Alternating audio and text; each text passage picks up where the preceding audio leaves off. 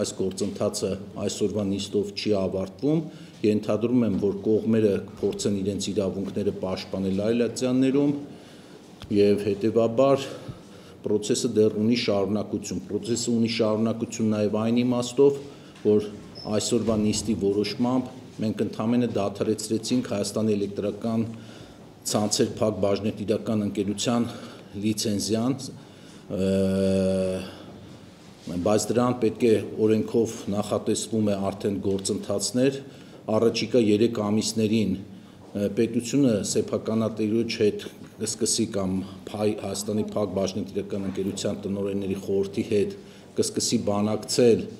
գույքի սեփականության իրավունքի փոխանցման վերաբերյալ եւ եթե այդ 3 ամսվա ընթացքում կողմերը չգան համաձայնության, ապա դրանից հետո պետությունը կարող է գերակաշահի իրավունքով վերցնել այդ սեփականության իրավունքը, թե ինչ ընթացք կստանա այս նախանշած փուլերը ոնց կլինեն, դա ժամանակը ցույց կտա։